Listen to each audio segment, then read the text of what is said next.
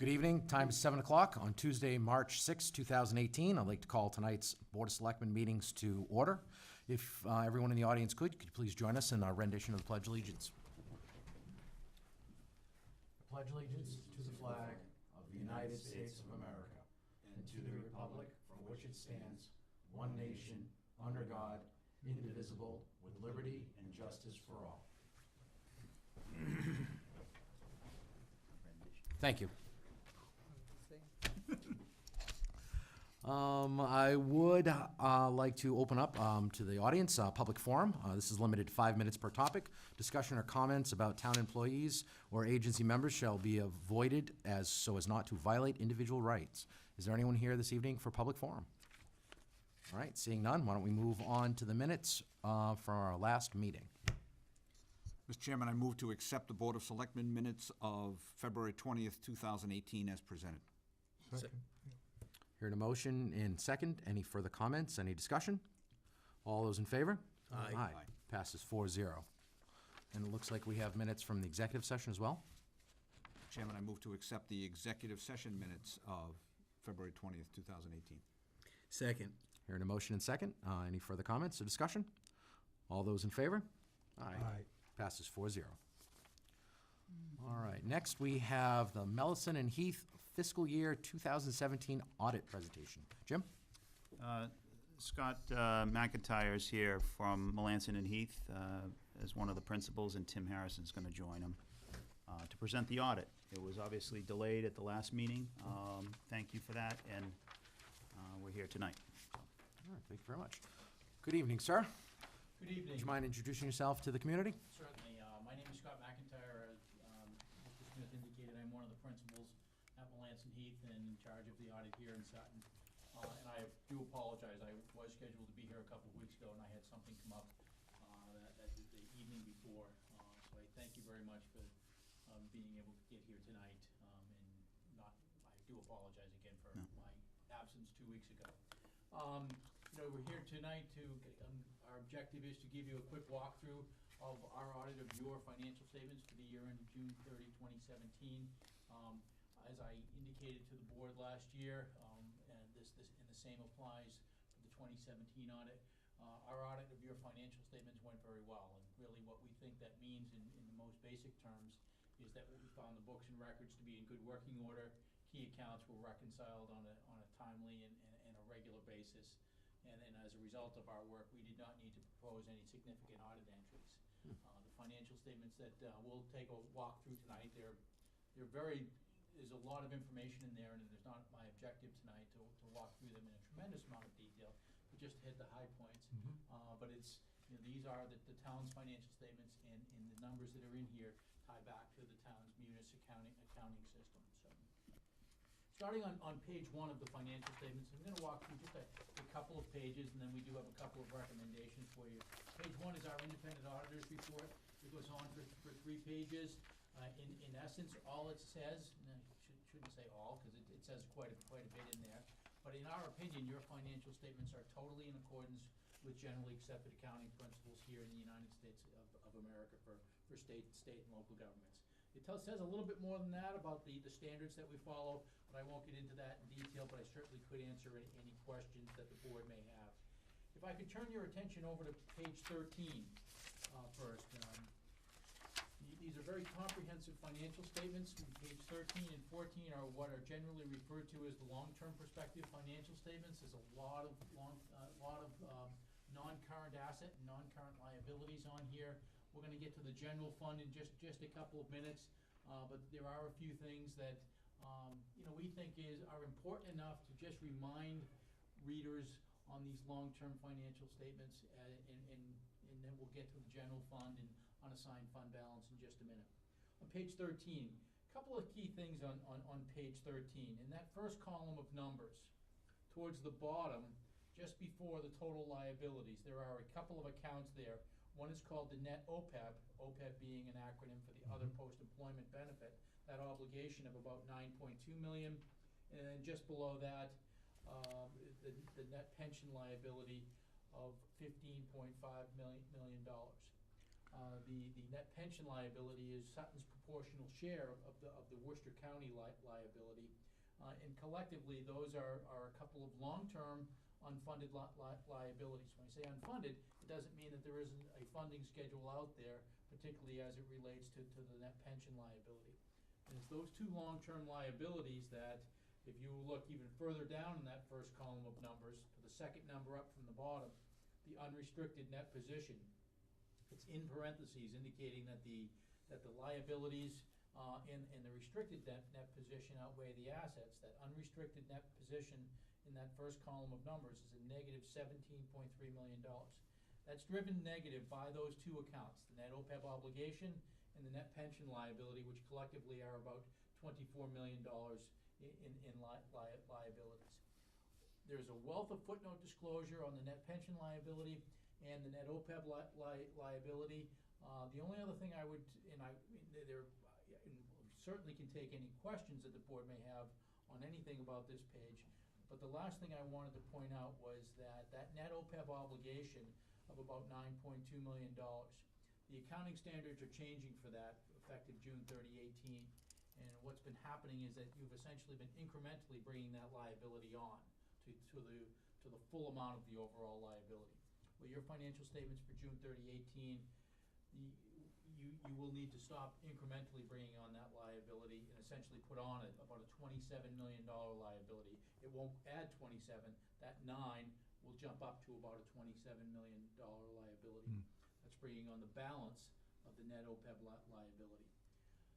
Again, we can try to answer any questions that the board may have on the long-term perspective balance sheet.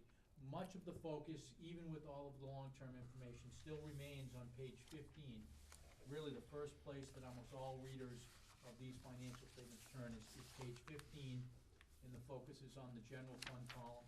Now, I think it's important to remind readers that in the formal financial statements here, the general fund column really is a combination of two funds in the town's general ledger. Your general fund and your stabilization funds. They're tracked separately for, there's a purpose in certainly tracking them separately in the ledger, but formal financial reporting requirements do require that they get consolidated into one column. And again, even the key number that most readers are going to look to first is that unassigned number. It's the third number up from the bottom in the first column. June 30, 2017, with an account balance of about $3.8 million. It's essentially unchanged from the prior year. It was about 3.7 in the prior year, showing a good stable account balance in that key account called your unassigned fund balance. The $3.8 million also represents about 11% of your general fund expenditures. That's a measurement tool that a lot of credit rating agencies and financial institutions will use. They'll sometimes look to see if it's plus or minus 10%, and again for fiscal year 17, you're just over 10%, almost actually you're a little over 11%. Further breaking down that unassigned fund balance number of 3.8, remember I indicated that there's really two funds in the town accountant's general ledger, your general fund and your stabilization accounts. So that $3.8 million really gets broken down by about $1.8 million in your general fund unassigned fund balance and about $2 million in stabilization, your general stabilization account. The combination of those two, the general fund of 1.8 and the general stabilization account of 2 million is really what makes up that $3.8 million. And again, essentially unchanged from the prior year, showing some nice stability on your balance sheet there. Over on page 19, page 19 is the budget and actual comparative schedule. The focus here is on that last column of numbers on the right-hand side of the page. About halfway down, you see total revenues and transfers in with a positive variance for the year of almost $793,000. Motor vehicle excise in Sutton, as well as many of the communities in the Commonwealth, helped to fuel that $793,000 in revenues that were collected in excess of what the budget anticipated.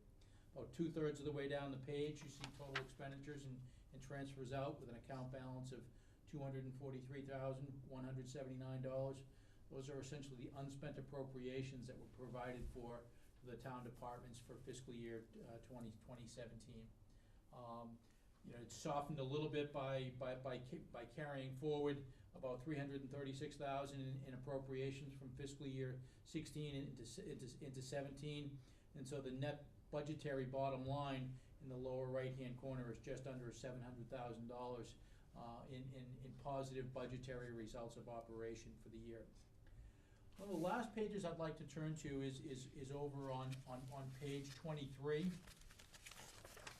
On page 23, and it's the first column of numbers here. It's called your other post-employment benefit trust fund with an account balance as of year end of about just a little bit more than $821,000. This fund, because you have established it as a formal trust, these assets, or these $829,000 in assets, are now able to be counted against the OPEB liability that we talked a little bit about on the face of your balance sheet. And let me be a little more precise on that. In June 30, 18, when you implement the new accounting guidance, these assets will help to mitigate the liability that I spoke of. Mhm. It's not reducing the liability now because you're still incrementally bringing it on. But for June 30, 18, when the balance of the liability comes on, because you have this trust established here, you will be permitted to help mitigate that liability by, as of June 30, 17, and had a balance of $821,000. Presumably that goes up next year. Last thing on the financial statements, almost to the very back of page 63. This is page 63, somewhat illustrates what I was just trying to describe here. The very top part of 63, this information on page 63 is sort of I would look at it as a prelude to what's going to happen for June 30, 18. The top half of this page is the total OPEB liability. And about halfway down the page, you see that total OPEB liability of $28.3 million. And below that is the page that we were just looking at. I believe it was page 23, that showed the $821,117 in the plan's net position. This page sort of summarizes the overall liability of 28.3, softens it by the 821,000, and so your net OPEB liability is about $27.4 million, and that's the number that for June 30, 18 will be side by side against your net pension liability, bringing the full amount of the liability on. That's just a little bit of a preview of what to expect with respect to implementing the new accounting standard. It's called GASB, or the Governmental Accounting Standards Board, their statement number 75. We do have a couple of recommendations in our management letter. It's on starting on page 3. The first one is to improve some segregation of duties. We recognize that in small towns like Sutton, sometimes these issues arise. We just think it's important to bring them to the town's attention to mitigate any potential risk. Where we observed that the assistant accountant, that individual, was responsible for, we're highlighting 4 particular areas here. There can be a little bit of a segregation of duties issue there, and so the extent possible, monitor this activity to ensure that. I got a question. We can't follow you, because I don't think the we page got a is copy right. of that. Oh, okay. Oh, okay. I don't think we And included that.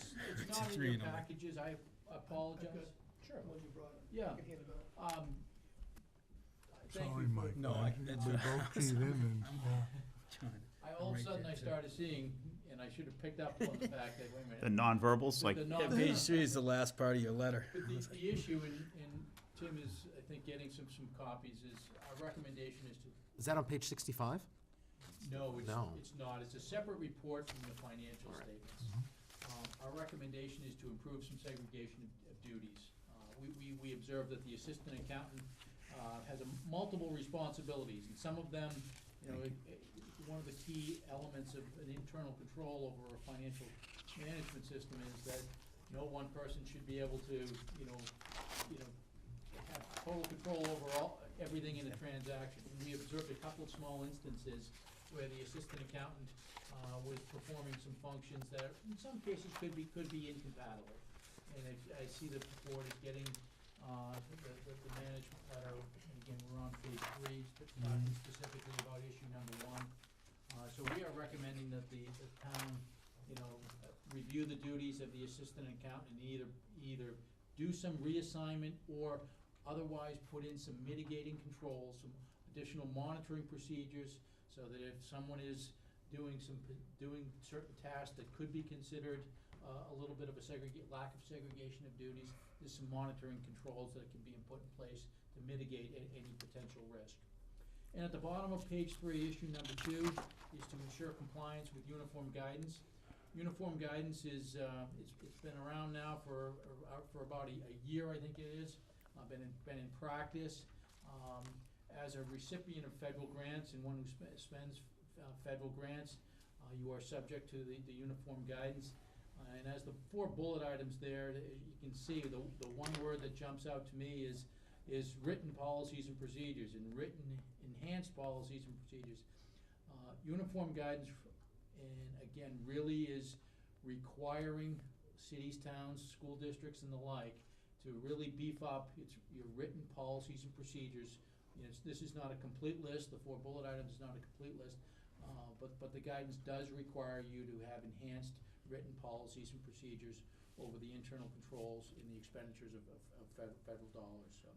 So, it's infrequent that the town spends enough federal monies or federal dollars that you get into the category of having a single audit, but nonetheless, the standard does apply to you. At some point in time, you may get over that threshold, and the audit may have to look at the expenditures of federal grants. That again is a very, very quick walkthrough of our audit of your financial statements. Again, I think the most important communication we can make to the board is letting you know that our audit of your financial statements went very well for the year ended June 30, 2017. And I gave a very quick overview of the long-term perspective. I can take any questions that the board may have on the long-term perspective, or if there's focus on the general fund, I'll try to answer any questions in that area as well. All right, great. Thank you very much. John, do you have any questions? Yeah, thank you for coming in again. Quite frankly, we look forward to you coming in because we're kind of used to you. It's positive, it's professional, and I think the town of Sutton adheres to a lot of your recommendations. And through our financial team, under direction of Jim and Tim, I think we're quite solid.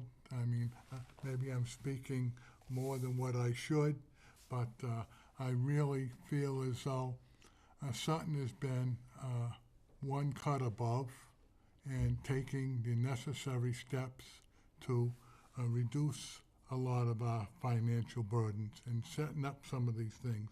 And I do that Jim takes it very seriously with Tim to have some written policies. We've done a lot of that here, and I think it shows in volumes.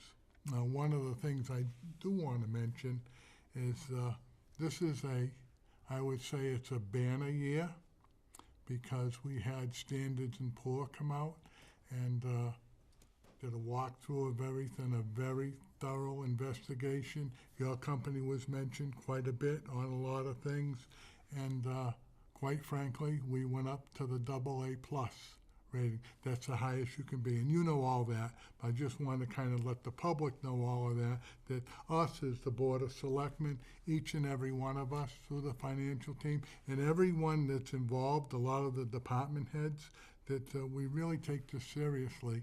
And by having a plus rating now through Tim, we've been able to borrow a lot of money at a reduced rate, and it's really helped out a lot of our funding.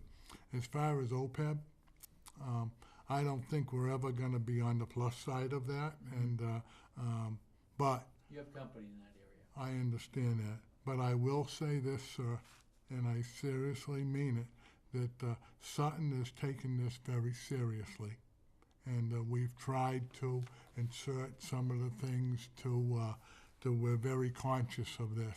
So I think it's through your reporting and the things that we do here in town. I like to have you guys come in because, if anything, it's a balance and it keeps everybody honest. Thank you. Thank you, John. Dave? Thank you, Mr. Chairman. Thanks for coming in. We were, had trouble sleeping since we missed you at the last meeting, just anticipating all of this stuff. I get that from all my clients. Yeah, I'm sure, yeah. I mean, these financial statements are a dense read for anybody who's uninitiated when they go to read them. But I think you focused on the thing that is most important. The reason we have a financial audit is to ensure that our process and procedures and the ultimate product that we produce is appropriate. So, you know, that's what we do look forward to every year, is a report that essentially certifies, as you do, that we have met that standard. So, you know, at the end of the day, that's the takeaway from this, is that Tim and his team have done the job they always do and have provided us with proper numbers. So I think that's the takeaway. You've highlighted a couple of areas that I think are important. Certainly the unfunded liabilities and the impact on the financial statement.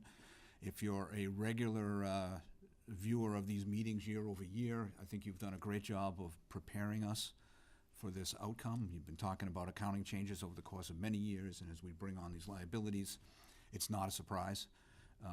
You know, I think that's your point tonight, is to highlight those numbers and have us not be alarmed by large negative numbers that are there. And you know, again, as next year rolls around and the new accounting pronouncement is there and that even larger negative number exists, those are very long-term liabilities that we're looking at. I mean, the OPEB liability is at least a 30-year liability that we're talking about paying off. I don't know how many years are left on the pension liability, so they are what they are. You know, John talked about a funding policy for the OPEB. We're working on it. As you say, we're not alone in that regard. The pension funding is just a matter of a funding plan that exists at the state level that we're just meeting every year. So those things, you know, they just exist. They're not problems. You know, overall, I think we feel like, I think you're telling us with the fund balances that we're in good financial shape. So that's all I have. You know, I think it's a good report. Oh, one quick thing. So we have this management letter, which to me seems even thinner this year than it's been in the past. And that's the one question I always have. I mean, these seem like very minor points that you're referencing, and I guess I would ask you to confirm that these are. Yes, I agree with that. As I indicated, our audit went very well. We found the reconciliations were being done on a regular and timely basis. Yep. Okay. Great. Thank you. Nice job, Tim. Thanks, Dave. Mike? I don't have much that wasn't covered already. It was just a little bit, again, thank you for coming tonight. And, you know, it's great to have another set of eyes, or a few set of eyes on what we're doing. And again, to confirm what we are doing, our team is doing a great job, which we've confirmed all along. But it's, again, stepping outside the box and seeing that too. And in comparison with last year, I know last year we talked about ranking a number and compare with other towns. Compare us to ourselves of last year. Was it an improvement, increase number? You mean a scoring number? Yeah. I think I hope I would have said last year that I stay away from giving numbers and. In comparison with other communities you did, but Yeah. with our own community, within ourselves. I would give the same grade Excellent. as the prior year. The A+. I go back to I stay away from. I get the minutes I of went that to a meeting. letter this year. Last year I was looking for a 1 through 10. This year I'm just going with the letter grade. But isn't there a teacher on the board here that was looking for a letter? Actually, no. Okay.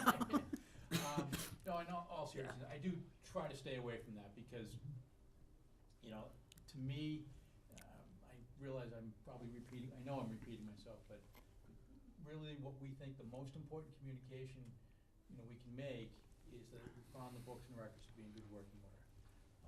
You know, your combination of your general fund unassigned fund balance and the unassigned fund balance that's in your general stabilization stayed the same, $3.8 million, 11% of expenditures.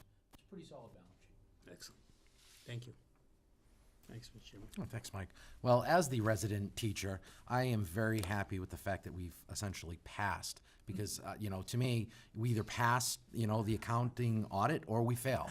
And the fact that we were able to, or when you went through the books, there was no concerns, no major red flags, that the accounts were filed properly, the budget, all the numbers were, in line. To me, that is a success. Because ultimately, my goal, or I think the goal of this board, is to ensure transparency and accountability.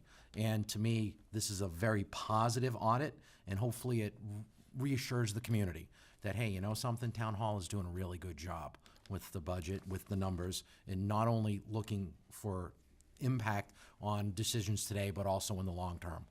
Having stability, again, as was mentioned by several of my colleagues, we're looking ahead to OPEB. We're trying to at least raise awareness. We're moving in the right direction. Again, speaks to these two men right here and the entire financial team. And when we get this type of evaluation of the overall process, to me, again, that's success. And that's, I think, all that we can ask for as a board. So I appreciate all the work that you did into this audit. And again, I think last year, I think you maybe had 3 or 4 comments, and the fact that we're down to 2, as Dave mentioned, I think that's obviously more proof of the fact that the financial team is serving us very, very well in this community. So thank you for all the effort that you put into this and presentation tonight. We definitely appreciate it. Thank you. That's essentially it. I mean, I do want to recognize the work that Tim does in leading the financial team. I mean, he really does a lot of the groundwork preparing for the audit, and hopefully makes it a clean process for Melanson and Heath to come in, and I think he's done that. The fact is, the management letter, I don't mind a handful of comments. I know it's thin this year, but next year it may be more. That's just areas that we can improve upon, and I always want constructive feedback and tell us where we can get better. And I think that's really a challenge, but we welcome those comments. It's a good learning Agreed. tool. Yeah, exactly. All right, excellent. Well, thank you very much for coming and making the presentation before us. Thanks very much.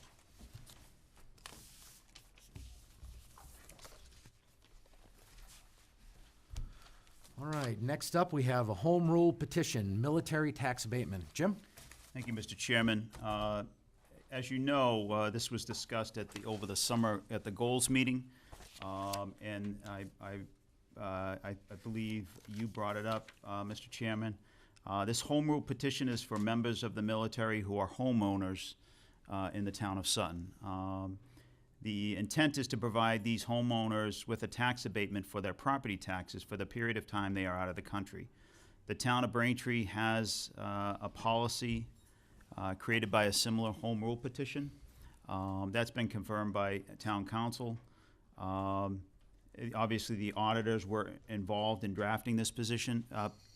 I did run it by town council. He approved it as to form. And so right now, what I need is essentially a vote by the Board of Selectmen that authorizes it to go on the May town meeting warrant. All right, thank you very much. I see we have our assessing department with us. How Most you of them. doing, Joyce? Hi, Nick. Would you like to add anything to Jim's comments? I'm sorry, I think I came into the middle of your. Oh, my goodness, I could repeat them. Well, then, No. I think Jim handles everything very well. I agree with you on that point, that definitely. Do you have any comments, Nick, about this? What happened, this is not a direct copy of the Braintree petition that went to this state court and was approved by them. When Jesse brought this to us, he asked us what our comments would be and what we would suggest.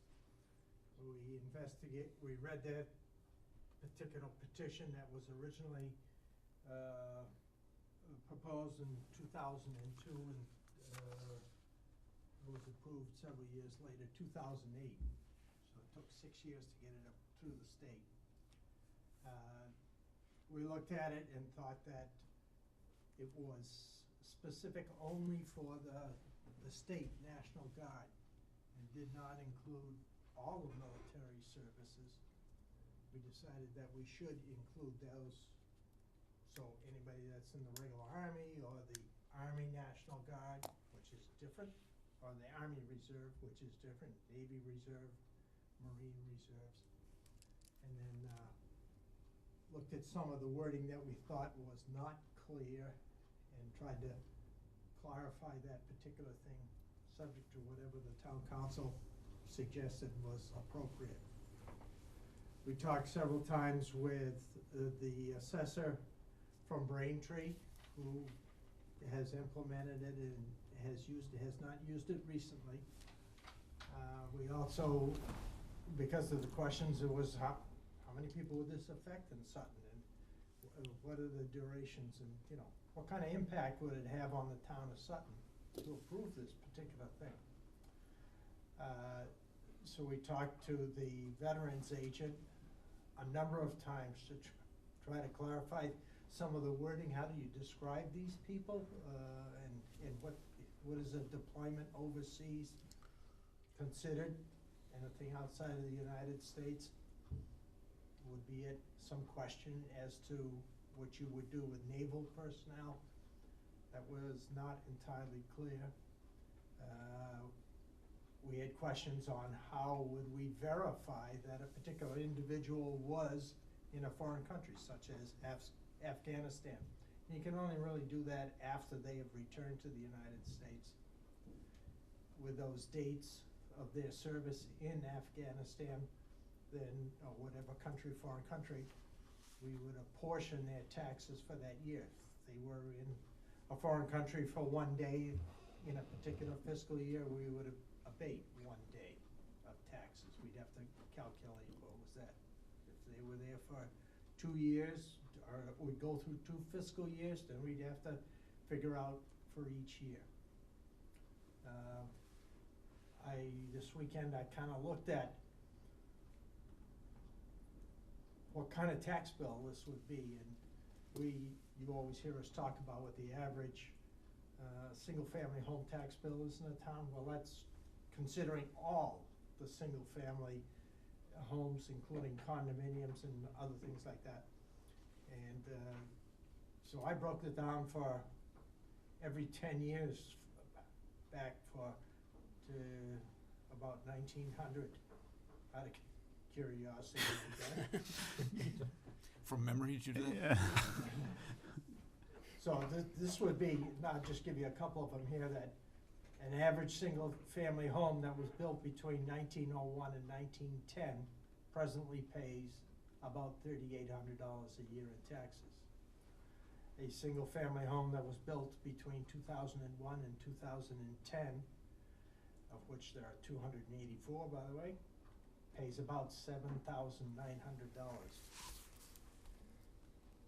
So, a military personnel, what type of house does he live in? We have no idea. We tried to find out how many people were in the reserves that live in Sutton. We have no idea. I personally only know of a few such people in town that have been deployed overseas. This was several years ago, 5 years ago maybe. One particular person was deployed twice. His house was probably built between 1991 and 2000, and that would have been about $6,800. So that's the impact, and that would come out of the overlay fund, just like any other veterans exemption, elderly exemption, senior work-off exemption. So it's essentially a gift from the town of Sutton's taxpayers. All right, excellent. Thank you very much. Appreciate that. John, do you have any comments? Yeah, I think it's imperative that whoever is entitled to any of these benefits, the burden is on them to come to us with the dates and the times and paperwork, when their house was built and everything else, to help you folks as assessors to give you the pertinent information that you need. And then I'm all for giving some type of abatement. But I think it's up to everyone, not us to go searching everybody out. It's the responsibility of the people who are in the service. If they want it, come get it. Wouldn't it be our obligation though to put that out on our website so that they could look at I it? think that would be See if fine, they that could- would be good acknowledgement, but I think you folks do enough work, to be quite frank with you. It's up to them to come to us, Okay, not us, but just as put a the town. public info, I'll call our office and for information on it, if you were deployed. Okay. That, it really is, I agree with you, John, and that's really like any abatement or exemption that we presently grant. You have to file with the board, you have to prove your case. In this particular instance, they would have to have some kind of document Yep. from whatever service they're in, saying that they were in such a country between this date and that date. Yeah, honorable discharge or whatever, yeah. That was not, that particular part was not discussed. Just let's get around. Could we finish our comments first? Yeah. If that's all right? It's specific to this. Okay, that's fine. Go ahead. All right. Dave? Thank you, Mr. Chairman. So first of all, thanks for all the work that you've done. I know you guys are working pretty hard on this. You know, so Nick, I think what you're telling us is that you've been asked to determine what the impact is, but it's really hard to know because you're not really privy to a lot of the information that would be necessary to make that calculation. So understand that piece. You know, to John's piece, I think I would certainly agree. I think people are gonna have to come apply for this. I would not want the town to be responsible for identifying anybody that it could possibly apply to. That just opens a can of worms, so they'd have to come to us. And I think you're saying this would be abated in arrears? Yes. So they'd be charged the tax, and when they come back, they can make the application and get an abatement after the fact. I can see no other way to do it. Yeah. than that. Yeah. We presently only have one overlay fund, I presume. Yes. And so all of the past years are kind of clumped into that. So there isn't an accounting problem as there would have been in the past. Okay. And then the language here says that that people would be subject to eligibility criteria to be established by the Board of Assessors. That's essentially the same type of wording that it is for Braintree, and I've just told you what the criteria. This has to be their house that they live in, their domicile. Yeah, okay, They have to prove that they were in another country. okay. So it's not necessarily the service. You'd want proof of where they served, but, okay, that's related to the domicile piece. Okay, I got it. Well, I'm with John. I think within the parameters that we talked about, I think this is a great idea. So, thank you. Thank you, Mr. Chairman. Very much. Mike? Thank you guys for doing the work and the legwork that you've done along with Chairman Lemanik has done. I think this is a fantastic idea. What was brought up was the burden on the taxpayers for this, but it's truly the least, or I could do, on my tax dollars for someone that served our country overseas. It was uprooted, moved, away from home. It's the least we could do as a town. I think it's a fantastic idea. And again, to echo, it seems like that without knowing how many, it's hard to tell what the cost of the town would be. But again, it's a small price for these people that serve our country and protect our country and are away from home. So I'm all for it completely. Thank you, Mr. Chairman. Thank you, Mike. Yeah, I'd also like to thank you both in particular, because I know we spent, some time on this, and you guys definitely did most of the footwork. And I know you did, I know Nick did, yeah, absolutely, lots of emails and calls and communication, so thank you for everything you put into this. I understand, as in our conversations, obviously this is gonna have an impact on the community as a whole, but as has been said by my colleagues up here, these are people who are willing to basically lay down their lives for the well-being of the home front. And if anything, it's going to impact families, because it's not gonna be the typical 18-year-old kid that may go to try to get funding for college. This is probably gonna mostly impact, a spouse, a wife, a husband who gets called up, which means there's gonna be another spouse at home and maybe there's gonna be children. So any little gift that we can give them to help them out, I definitely think it's justifiable. And of course, I'm hopeful that town meeting and FinCom, of course, approves this as we go forward with this, getting closer to May. And One of speak, the things on this, as Nick stated, it would be a gift. We would not be getting anything back from the Department of Revenue. On the other exemptions, that we do get a slight portion, but again, on senior work-off, it's a total gift from the town, and that's around $18,000 a year that we're giving up. This is new, we have nothing to base it on yet for amount of money that the town will be giving out. So we can check again every couple of years and see what springs up as an expense, but nothing will come back from Boston on this. well, I'm very hopeful that maybe the state will recognize this as a positive device, and maybe other communities will follow suit in the area. And who knows, maybe it will be the beginning of a significant change where maybe they will implement some offset expenses down the road. But, you never know. We gotta start somewhere, so Correct. thank you for the work that you did. Pat, do you have a question? I have a comment, if it's okay. I'm, besides being on the Finance Committee, I'm a Veterans Officer in Hopedale. And I also serve as a backup for Carl Bradshaw, who is the Veterans Officer for here. Right, So when right. he's out, I fill in for him. So I applaud you for doing this. I think it's, I'm all for it. I'm a veteran and I'm too old to get called up, but so it's not gonna benefit me. But when Jim told me about this, I also, because I'm a member of the Worcester County Veterans Officers Association, I polled them and said, who's doing this? Who has this? And it's a minimal number of communities throughout the state who are even doing this. And so it's good. We're sort of, we're not leading the way, but we are in the front. So again, I applaud you.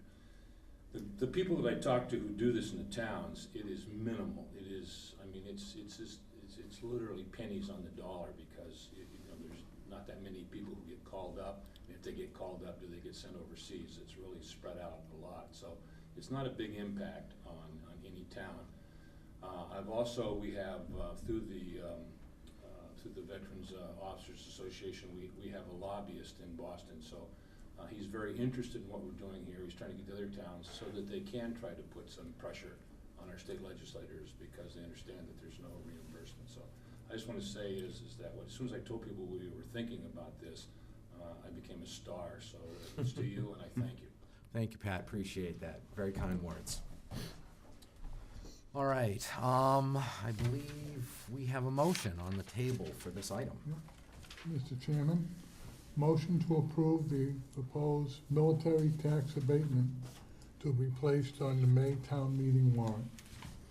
Second. Hearing a motion and second. Any further comments? Any discussion? All those in favor? Aye. Passes 4-0. Thank you again, both of you, and Pat as well.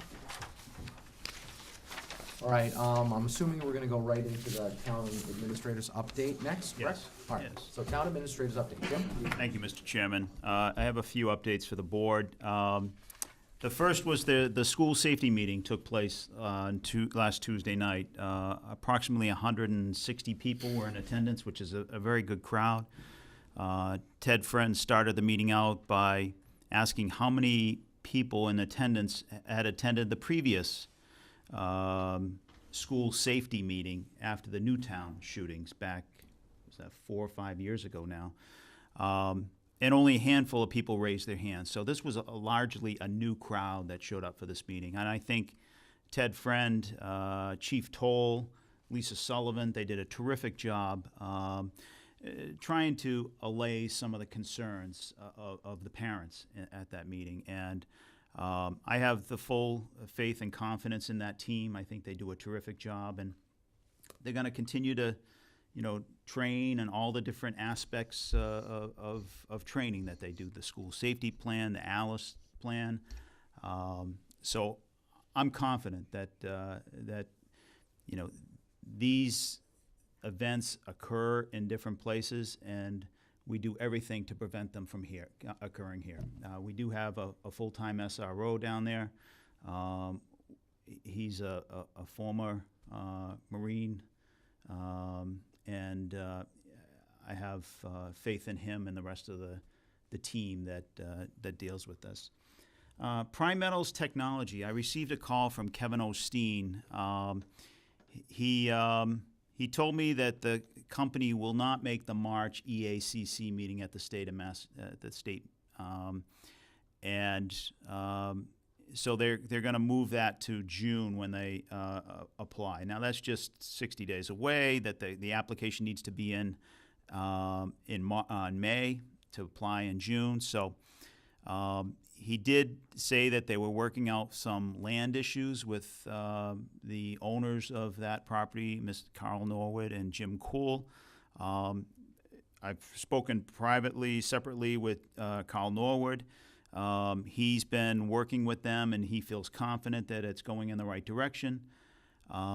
He's agreed to share a portion of the road going out to the site at Prime Metals. So he's been working hand in hand, and he knows how important it is for them to come to the town based upon our conversations. And so I'm still confident.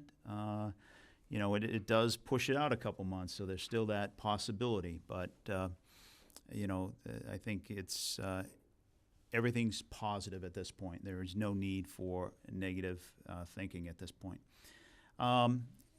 Plastics recycling down at the transfer station. This has been an issue for a number of years. We brought it up maybe 4 years ago where we discussed it last. It's becoming more of an issue. The issue back in those days was the pellet bags that were going in the plastics recycling. We now have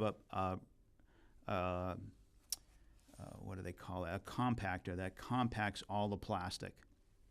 And what happens when you fill it with plastic bags, the compactor gets stuck, and you have to pull out the plastic bags and let the compactor do its thing.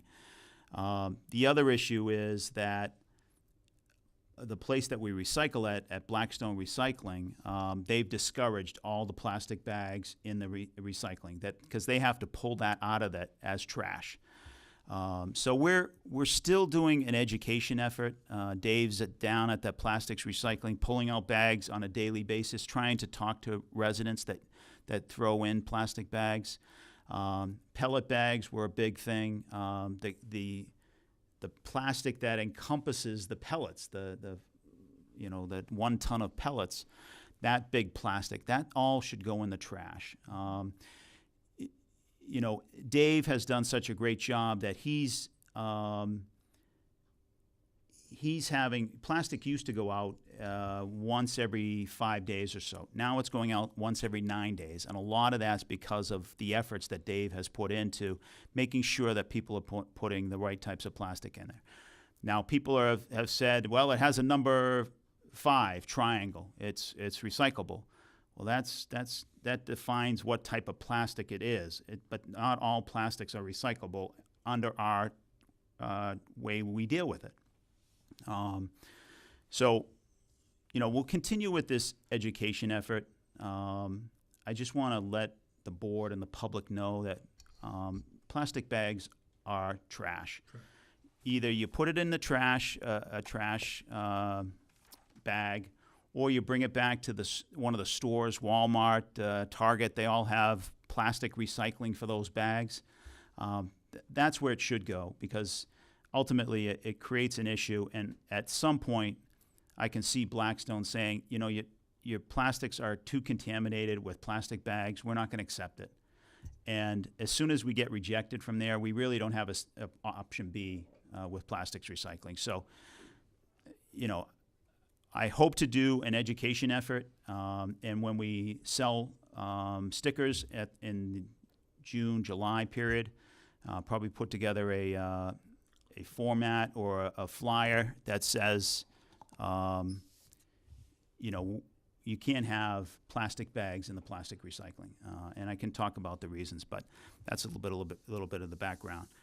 One other item that I didn't have as part of my update, but I wanted to bring it up is. I've been asked by National Grid to have the Board of Selectmen sign an easement for the new police station at 489 Putnam Hill Road.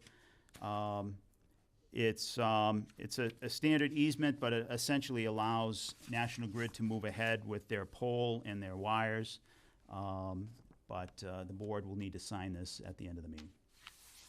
All right, thank you very much. Thank you. John, do you have any comments for Jim? Yeah, Jim, thanks for your update. In regards to the informative meeting with school officials and parents, it was well attended, and that's great news for the town of Sutton to educate as many people as they can. And not because of my prior background, but many years ago, a lot of this stuff was not in place. And it's the efforts from Dennis Toll and Lisa Sullivan and the new resource officer and the communication between Ted Friend, the principals, the teachers, and Jim, that I'm really proud that Sutton, we are ahead of the curve on a lot of different places. For one example, all our school doors are all numbered. So if there's a problem there, that book is in the office, that book is at the police station. There's monitors in the hallways. Outside doors are all locked. You can only get into the main entrance, and you've been let in by someone who goes out and greets you. So that's a plus. I wish that the whole United States was universal, like we are, because I think it would solve a lot of our problems that I can see. Another thing is, as Jim knows and this board knows, I've been a very positive person for resource officer in our schools, because my own opinion, and it's my opinion only, that I think having a cruiser at the school, having an officer there, the right type of officer that can communicate with the kids and get down to their level and to be there in case we have something, I think that speaks volumes. This week alone, you saw in the newspaper, I was very proud of our Sutton Police Chief, along with the Millbury Police Chief, and the Chronicle for they're putting in their opinions on guns with teachers and stuff, and we both towns said no. Now it went out to Central Mass, and the majority of the chiefs, and I know a lot of these chiefs because I was president of that organization some time ago, and there's 60 chiefs in that organization that some of them didn't have enough facts and didn't want to comment. That's okay. A lot of them did. There was just a few that thought that teachers should be in some way maybe. But I did talk to Jim, and I put a little bit of thought into this, and I don't mind sharing it with everybody. It's not just training a teacher to wear a firearm, but we as policemen, we went to vigorous training for so many weeks, and not only did we have firearms and how to disarm and how to neutralize, but stress-related instances and all these other things that come up on the spot, quick decision-making and everything else. Teachers have enough to do to teach, and let them teach and let us take care of, hopefully, the other problems. And I hope we don't have any problems. But I'm not going to say anything more other than that, but I think that my terms of conversation have always been, I feel as though we are one step above. And that's a good thing for this town. That's a plus, you know. Other than that, Jim, thank you, and I agree with the thing on the police station, and hopefully the cell tower is coming along, and Yep. I'm sure it is, you know, and thanks. Sure. Thanks, John. Dave? Thank you, Mr. Chairman. Yeah, I'd like to talk about the school safety meeting as well, although that's tough to follow, John, so appreciate your words there. You know, obviously having a police professional amongst us is helpful when you're talking about this kind of topic. So I won't talk much about the professional side of it, other than the school resource officer. That was a big topic in town, however many years it's been, 5 or 6 years, I think, since we've since we've had a school resource officer. I think, you know, committing a resource to do that by the town is an issue, right? That an officer that's there isn't somewhere else, and we have limited resources. But, you know, after a lot of discussion, I think obviously we felt it was the right thing to do because ultimately we did it. And the community feedback that I think we've had the entire time has been very positive. And I think, you know, as John points out, there's a real benefit to the town to having that there. You know, just in terms of the security aspect, as you say, just having a cruiser park there is a big thing. But I think inside the school, everything I've heard, it's been really positive to have an officer at the school. So, but, you know, in this particular topic, I'm just appreciative of the officials that took the time to get together, to have a meeting for the town.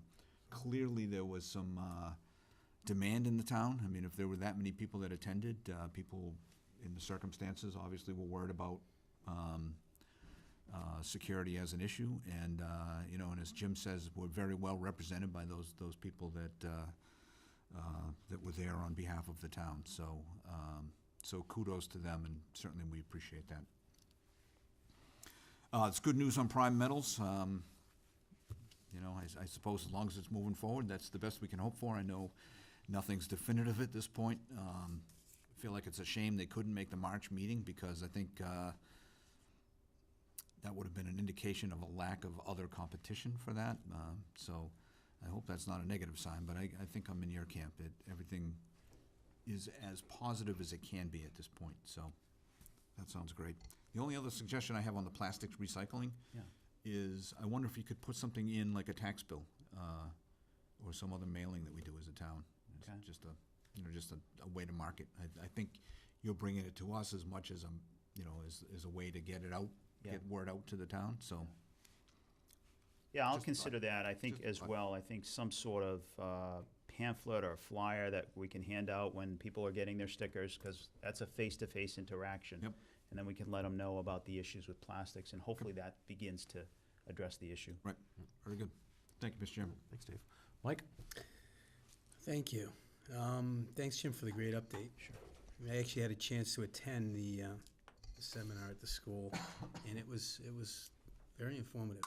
You know, it was good to see that people had a chance to ask questions and talk to a few people after the meeting. Yeah. It seemed that some of their questions were answered.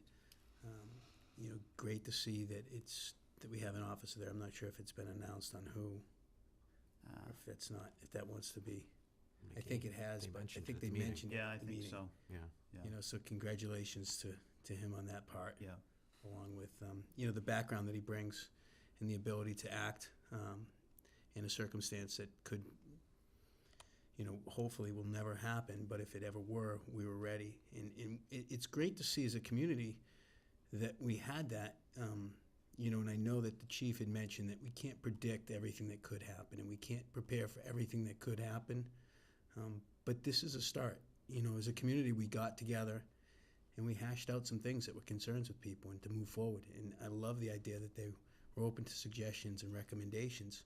As a community, we can work together, and there is no right or wrong answer, but to do something and to take those steps, which we're doing as a community, is a great sign in preventing any, hopefully it never happened, but a possible tragedy from happening. So it's great to see that you know, that the board's been put together for that, and that people are working together. And you know, you look and you look across, and you know, there's majority of them have either work with the school or they have children that are in the school.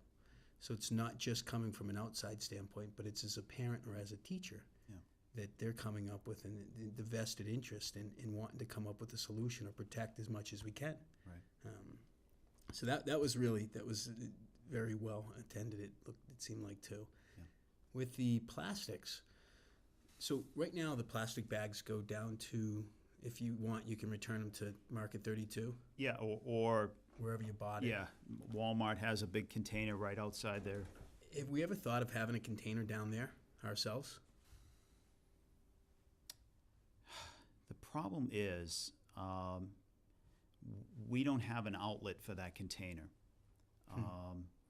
I suppose we could bring it to Walmart and stuff That's- those bags, but, Well, if they have an outlet and it was bought there, I mean, it doesn't seem like it would be. yeah, I don't know, I can have, Matt Stencil and Dave look into that as a possible alternative. They won't accept like pellet bags, those are a bigger issue that we've been dealing with, but, the very thin plastic bags from, Walmart or wherever. So I'll have them check into that, see if there's some sort of outlet that they can combine, maybe with Walmart or Target or one of these Market 32, wherever they bring those bags. And yeah, that's a possibility. Okay, I'll check into that. thanks. All right. And with, one more, with the easement for the pole, is this like in replacement of having a hearing? Of having the guy come in and talk about the pole hearing, so we're, No, if we need to move a pole, my guess is they still need to come in. This is just an easement. Okay. Allowing them to move forward with this project, okay, because it's on town property that they need the easement on. perfect. Thank you, Mr. Chairman. All right, thanks, Mike. I was also at the safety meeting. To me, one of the biggest takeaways that I took away, which hopefully was reassuring to those people in the audience, was the fact that this was not something new. I think the chief mentioned, it was after Columbine that Sutton started taking small steps, such as John mentioned, locking the doors, or having IDs, having the students required to have IDs, or having parents who come in as visitors have to get a badge. Anytime something happens, the team is always trying to not only just react, but adjust, and also be realistic. I forgot who mentioned in particular, but they didn't want to, maybe it was Superintendent Friend, he didn't want to create a prison. He didn't want to lock the schools down. He wanted it to be an environment where the kids could learn and feel comfortable engaging in that wonderful experience. But at the same time, they were always looking to take precautions. So again, as I mentioned, the fact that this is not just, we're just reacting to the latest trend, but it's been a long, continual discussion, and it's not stuck in concrete. They're always looking to change, to expand, to innovate. So it was definitely refreshing, at least from my perspective. Prime metals, definitely a good thing, and plastics. I spent a lot of time down at the transfer station talking to Dave, and he is definitely very, very, well, let's just put it this way. The transfer station is his baby, so to Passionate, speak. yeah. It's his passion. And you can see it in everything that he does, because ultimately he understands not only is it beneficial to the community, but it's a potential, albeit small, but it's still a revenue potential stream. So he doesn't want to have a system where we're losing money, because if we're losing money and it's not beneficial, there could be a time when the town looks to cut it, and thus we lose the benefit. Right. So he takes, literally, he's trying to get pennies where there are no pennies to be found in every which way he can.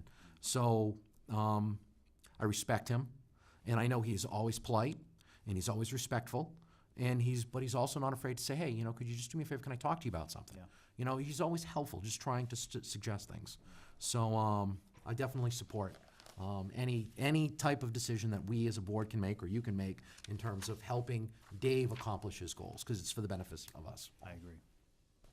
And on the easement, yeah, this is a slam dunk. I can't imagine us saying no to having power at the police station, so. All right, next up, we have announcements, Selectmen Roundtable, and correspondence. John? Dave? Just one thing. I wanted to mention Jen Hager. She has, over the course of the last couple of weeks, 3-4 weeks maybe, held a couple of different informational sessions on proposed recreational marijuana bylaw changes, which, it's going to come up, I think, at the next town meeting. We'll probably have a chance to talk about it a little bit more.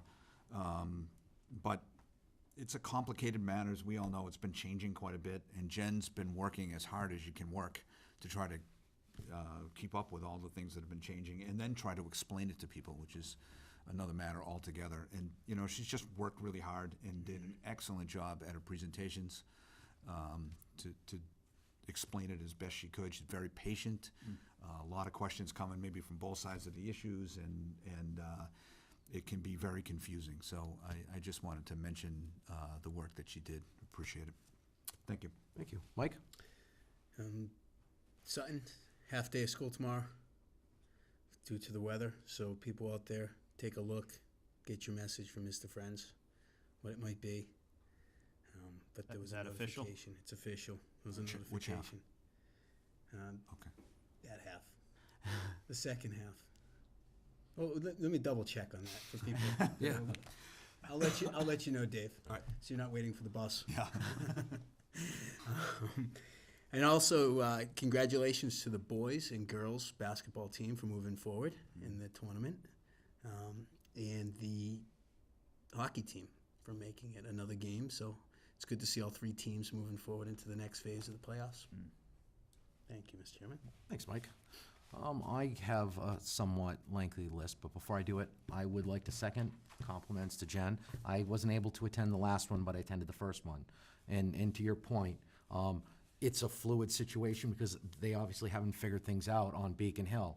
But she's trying to roll with it, and it was very positive. It was uplifting, and to me, she had a very respectful tone to the conversation. Because at one point, at least in the first meeting, there was a little heated passions coming through, but she was definitely a very good presiding officer, and she represented us very, very well. And hopefully, the planning board will be able to develop something that we put it before Maytown meeting, and we'll be able to pass it this time.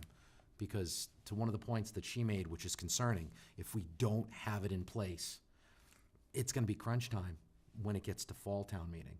And then I believe she's saying 90 days, it's 60 or 90 days for the Attorney General's office to approve anything, which could leave us in the lurch. Yeah. So, Yeah, so no bylaw change means it's wide open. People can do anything that otherwise would fit under the current bylaws. So. right. I would like to thank everyone involved in SEFT, the Sutton Educational Trust Fund, or Fund Trust, I forgot what SEFT is an acronym for, but they held a wonderful charity event at PV, and it was very well attended. Superintendent Friend was there. There was all type of auctions available. I did not win the one that I wanted to bid on, which was a ride to school on the fire truck. I really wanted that, but unfortunately I fell short. But again, it was well attended. It was nice to see so many people coming out and supporting the schools. I'd like to send a shout out to the Sutton Fire Department. They are filling the boot. Their annual drive, they did it this past Saturday. They'll be doing it over the next 2 Saturdays at Market 32. I believe they're there roughly from around noon to 4, give or take, but of course check their Facebook page for the times when they are available. I would assume the truck is in the parking lot too. So if the truck's there, that's probably a good time to go fill the boot. I would also like to give a shout out to Michelle Saucier at the Senior Center. It's once again March, and it's March for Meals. They're engaged in a fundraising drive to help support Meals on Wheels program, because ultimately their goal is to make sure no senior goes hungry. Over the course of the month, they're looking for people to, donate their time, donate some funds if available. But they are, over the course of the next couple of weeks, holding 2 very fun fundraising events. The first, because I didn't win the fire truck, I definitely want to win this one. Diane Hanley is raffling off a home-cooked meal for anybody who wins the raffle. So, You're up against me. yeah, I want to win this one, so I might have to go buy extra tickets. Second, they're holding their annual Jukebox Friday dance night. I believe it's this Friday. So everyone in the community could go down to the Senior Center and have a fun chance to cut the rug to some fun music, as it were. And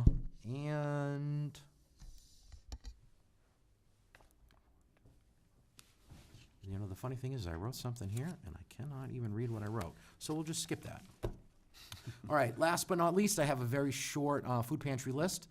St. Mark's was once again very generous in their monthly donations, so the list is relatively short. But if you're capable of making a donation, the Mike Chizzy Food Pantry is looking for cream of mushroom soup, cream of chicken soup, chowder, syrup, of course always the low sugar or low calorie options, pancake mix, and individual toothbrushes. All right, being that the last item on the agenda, I would entertain a motion to adjourn. So moved. Second. All those in favor? Aye. Passes unanimously.